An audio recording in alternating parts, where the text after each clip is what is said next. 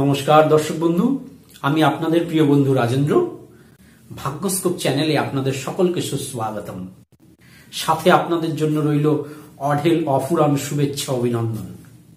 প্রতিদিনের ন্যায় আজকেও একটি নতুন বিষয়ের সাথে একটি নতুন ভিডিও আপনাদের সামনে উপস্থাপন করতে চলেছি।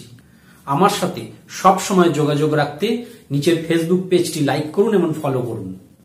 আর আমার হোয়াটসঅ্যাপ গ্রুপ জয়েন করতে আজই নিচের নাম্বারে রিকোয়েস্ট পাঠান।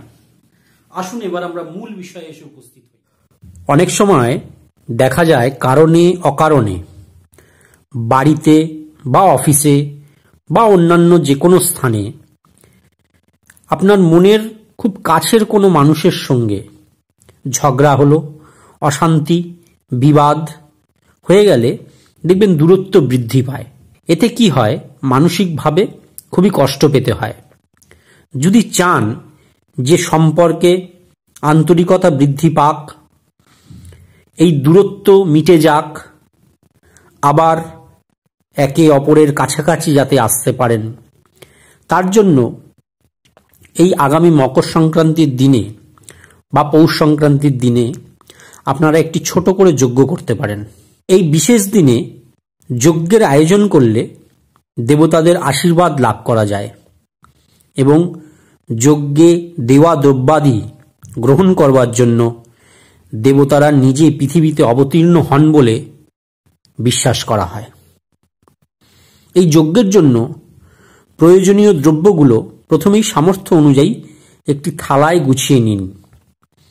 সেটি হলো কালো তিল, সাদা তিল, ভুট্টার দানা, খেজুর এবং একটি গ্লাসে কাঁচা দুধ। এবার যজ্ঞকুণ্ডে আম কাঠ বা বেলকাঠ সাজিয়ে তাতে অল্প ঘি দিন এবং খড়কে কাঠির দ্বারা অগ্নিসংযোগ করুন।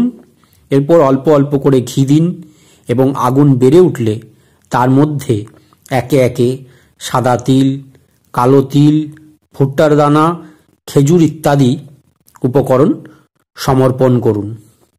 এই সমর্পণের সময় আগুনের ভিতর দিয়ে ভুট্টার দানা খই আকারে যদি বাইরে বেরিয়ে আসে, সেই দানাগুলোকে প্রসাদ হিসেবে গ্রহণ করুন। এই কাজ শেষ হলে যজ্ঞকুণ্ডকে 7 বার প্রদক্ষিণ করুন। এরপর কাঁচা দুধের ছিটে দিয়ে নতমস্তকে অগ্নিদেবের কাছে আপনাদের মনস্কামনা জানান। দেখবেন সেই সম্পর্ক পুনরায় আবার জোড়া লাগবে। আবার আপনারা দেখবেন একে অপরের খুব কাছাকাছি আসতে পারবেন এবং মনোকষ্ট দূর হবে।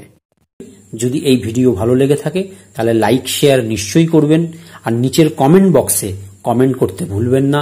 যারা প্রথমবারের জন্য আমার এই ভিডিও দেখছেন তারা নিচের লাল সাবস্ক্রাইব লেখা বাটনটি অবশ্যই টিপবেন, পাশে বেল বাটনটি টিপতেও ভুলবেন না।